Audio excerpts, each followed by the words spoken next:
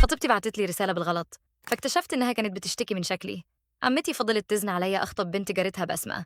فضلت تقول لي قد إيه هي بنت ناس وعالم ومفيش منها اتنين. فوافقت. تقدمت ورحت قابلت أهلها، وقعدنا نتكلم حوالي أسبوع كامل ورا بعض، وكانت أغلبها محادثات على الواتساب. دمها خفيف، بتعرف ترد بسرعة، وذوقنا واحد في الأفلام.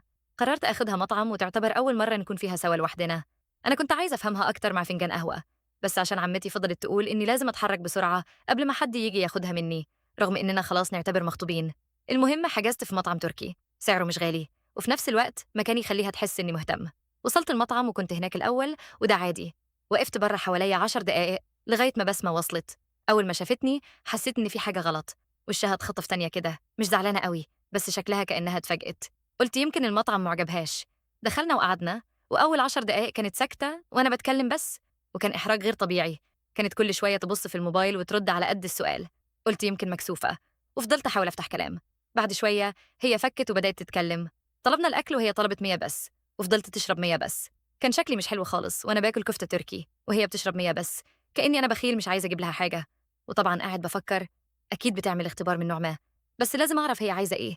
بس فجأة قالت إنها طلعت التواليت. قعدت مستنيها وأنا بقلب في الموبايل، وبعد دقيقتين وصلني رسالتين منها. الرسالة بتقول شكله مش حلو على الواقع، وأنا زهقت قوي. ممكن تتصلي بيا كمان 5 دقايق وتعملي مصيبة عشان أستأذن وأمشي؟ أنا قريت الرسالة مرتين عشان أتأكد إني مش بتخيل. بدل ما تبعتها لصاحبتها، أرسلتها لي بالخطأ، وقبل ما هي تستوعب الغلطة اللي عملتها، أنا مترددتش لحظة.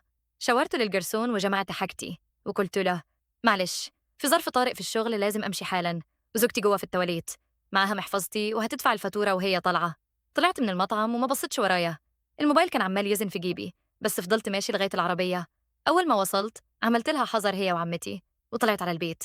تاني يوم جالي طلب رسالة على انستجرام منها، وأرسلت لي رواية بتقولي فيها إنها دفعت فاتورة المطعم، وإني إنسان قليل الأدب عشان سبتها ومشيت، وإني مفروض أدفع لها فلوس، وإن اللي عملته ده تصرف أطفال. ما ردتش عليها. أنا أخدت سكرين شوت من الرسالة اللي بعتتها لي بالغلط، ونزلتها عندي في الستوري وكتبت عليها أوقات الزبالة بتلم نفسها بنفسها. ابن عمتي شاف الستوري وقال لي إن عمتي نازلة شكوى لكل الناس إني أحرجتها قدام عيلة بسمة. بس لما كانوا بيسألوها إيه اللي حصل، كانت بتتجاهل بسمة عملت إيه. ومن ساعتها ما سمعتش من عمتي أي حاجة تاني.